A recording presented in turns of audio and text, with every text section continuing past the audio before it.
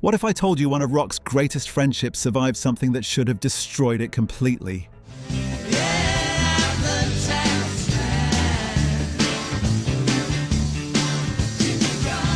Eric Clapton, George Harrison.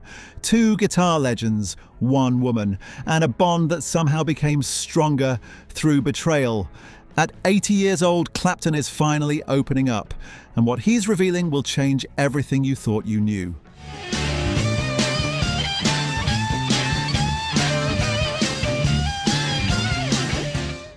Let's dive in.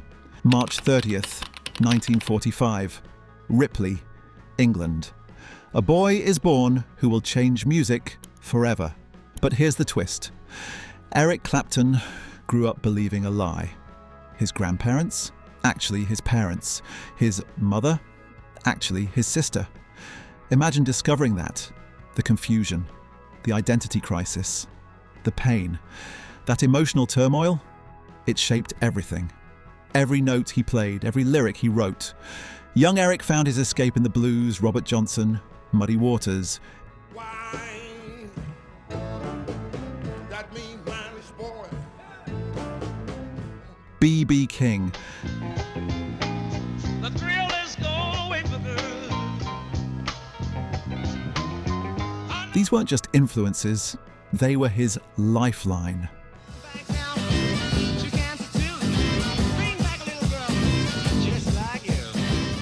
The Yardbirds made him famous in the early 60s, but Clapton walked away at the height of their success. Why? They were selling out, moving away from pure blues. Most musicians would stay for the money. Not Clapton. Authenticity mattered more. That's when the legend really began. John Mayall's Blues Breakers. Then Cream, the power trio that redefined rock music.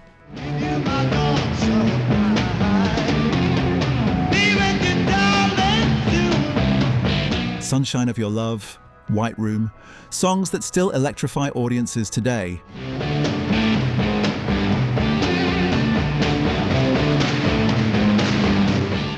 But Cream imploded after just 2 years. Too much talent, too much ego, too much tension. Next came Blind Faith, then Derek and the Dominoes, and then came the song that would reveal Clapton's deepest secret.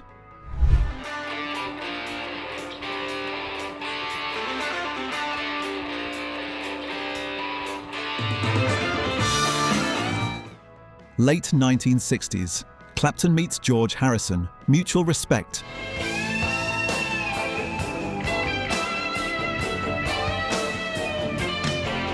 Passion for music, they jammed together, collaborated, became brothers. Harrison even invited Clapton to play on While My Guitar Gently Weeps.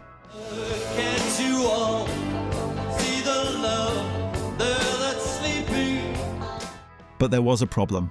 A massive problem. Clapton had fallen hopelessly in love with Pattie Boyd, George's wife, the same woman who inspired Harrison's Something, now inspiring Clapton's obsession. The tension must have been unbearable.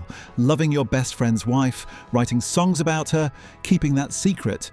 Then came Layla, the song that laid it all bare.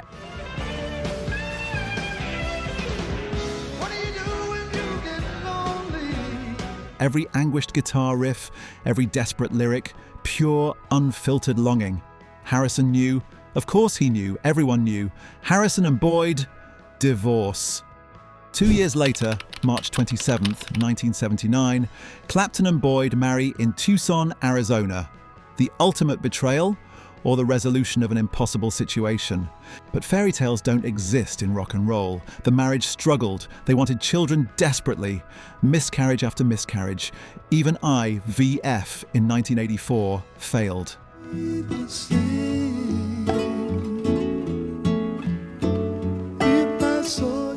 The pain was crushing both of them. Then Clapton made it worse. An affair with Italian model Lori Del Santo. August 21st, 1986. A son is born. Connor. When Boyd found out the marriage was over, divorce came in 1989, but the tragedy wasn't finished. March 20th, 1991. 4-year-old Connor. A Manhattan apartment, the 53rd floor. An open window. The unthinkable happened. Clapton was shattered. broken beyond repair. How do you survive burying your child? He channeled that unbearable grief into music. Would you know my name if I saw you in heaven? Tears in Heaven became his way of processing the impossible. That song touched millions because grief is universal. And Clapton's pain was everyone's pain. Behind the guitar God image, Clapton was fighting private wars. The 1970s brought heroin, then alcohol. Cigarettes for decades. He quit drugs and alcohol. A monumental victory. But cigarettes hung on until 1994. I don't think I did. I don't think I've ever, until later on in my life. 12 more years of battling nicotine. Each conquest represented something bigger, choosing life, choosing music, choosing survival. Age 53, Clapton meets Melia McEnery, she's 22. An administrative assistant. No drama this time, no love triangles, no tabloid chaos, just quiet connection. January 1st, 2002, they marry in St. Mary Magdalene Church in Ripley, his hometown, full circle. 3 daughters followed, the family he'd always wanted. Finally. Now here's where it gets really interesting. After all these years, Clapton is finally talking about Harrison. Really talking. George was more than just a friend. He was like a brother, but there was always this unspoken competition.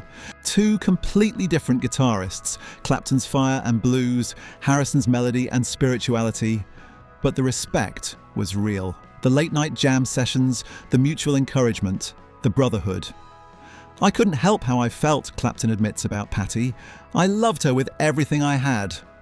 George knew it. Here's the incredible part. Harrison forgave him.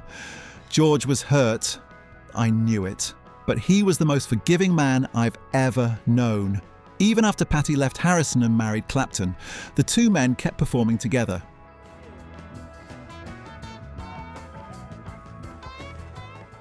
Impossible. It should have been, but music was their bridge, always. When Harrison fell ill, Clapton visited often. We didn't even have to talk much. Sometimes we'd just sit together. The silence said more than words. November 2001, Harrison dies. Clapton organised the concert for George the following year. A tribute, a celebration, a goodbye. How we take each other's love.